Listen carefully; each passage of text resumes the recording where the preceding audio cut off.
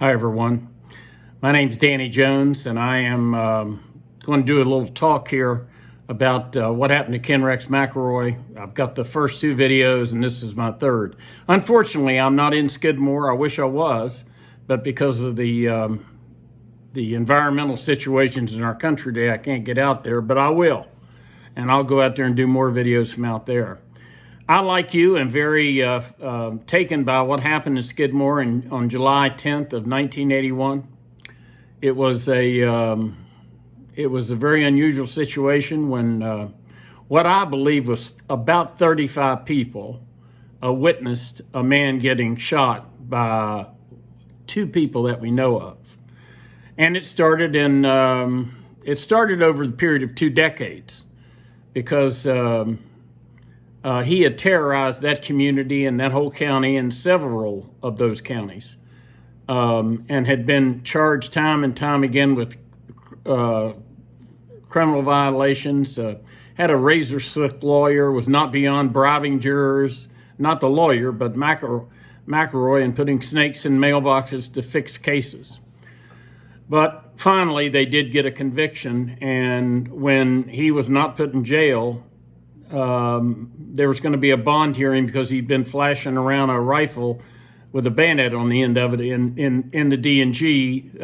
4 people were going to testify against him, and one of them was the second shooter.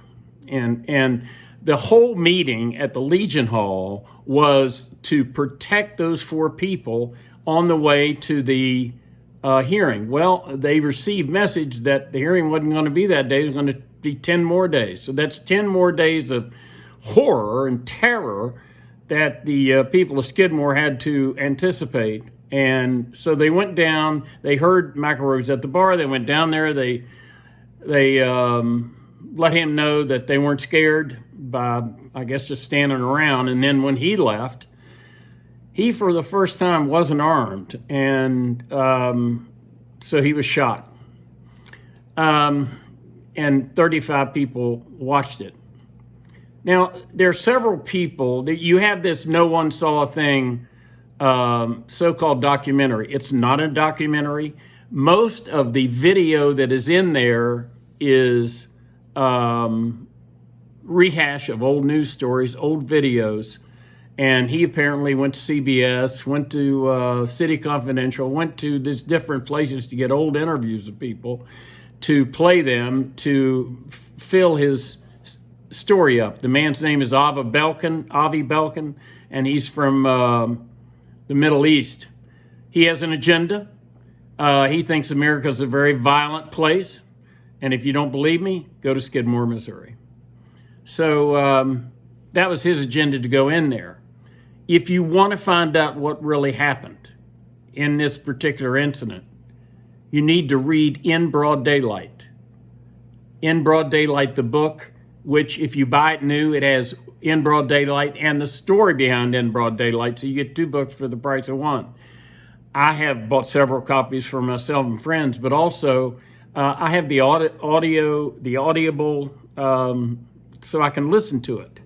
And I have both, and I listened to it a lot to try to refresh my memory and to find out more and more of the horror Ken Rex McElroy inflicted on these people. Remember that Harry McLean, the author of this book, embedded himself in the community for 3 years and won acceptance from the people that were there. He learned from inside the community what really happened. And he got to know the people just like he was one of them. I've interviewed him on my radio show, and which I'm not on the radio anymore, but I still have the audio of that. And I plan to make that also on the YouTube channel so you can listen to it. Now, there are some people in there that pretend to be experts about this. Leona Hayes, that's the woman that talked about the guns disappearing in the blue van, and this town's so full of sin. None of that's true. None of that's true. She wasn't a player in all this.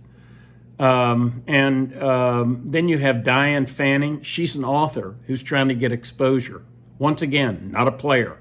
Stephen Buher, this fledgling journalist who is put forth all his opinions on this. Wasn't a player. He didn't embed himself in the community. He's voicing opinions. Now, there's another gentleman named Rick Stanton, and he didn't live in Skidmore at the time. He has bought up a bunch of the old property in Skidmore that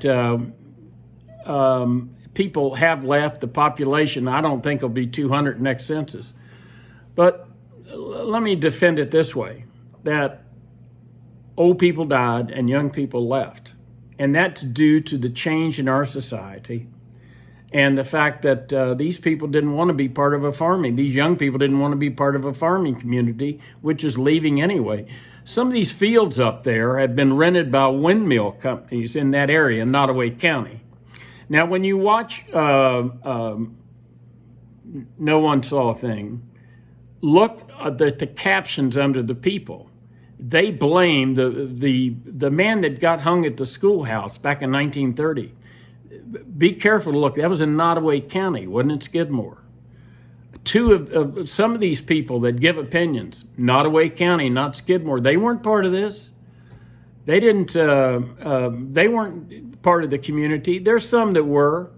We get a colorful commentary from the late Britt Small, and I've become friends with his son Marty. And Marty has told me about Skidmore, and I'm grateful to him. I went to Britt Small's memorial service, and he was like me. He's a Vietnam veteran, so I'm glad I did that. The two fact witnesses in all of this are Kirby Gosley, a very colorful character who I sat in the truck with and had an interview with, and I'm so grateful I did, because he knows better than anybody probably what happened. And Cheryl.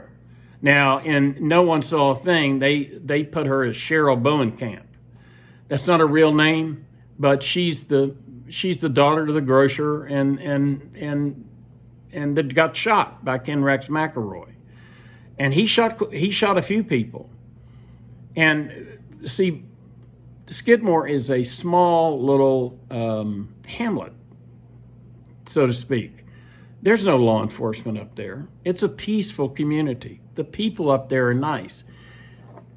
If you had been overwhelmed with outsiders for the last 39 years wanting to find out things, you might be a little skittish at people. But the people I met there were very kind, very nice. They had a sing-along up there by the water tower at the where the fields are and where people recreate. And it's beautiful country. If you go there during the summer when the crops are growing and the fields are the sun's out, it's beautiful, breathtakingly beautiful. But the people are very kind. So I'm going to have more coming your way. If you want to find out about me, Google Mayor Danny Jones, and you can find out about me, the good, the bad, and the ugly. If you want to, you don't have to. And I'll have more coming your way. So thanks for watching. If you want to hit the like button, that'd be nice. If you have a comment to make, I'll try to answer. Take care.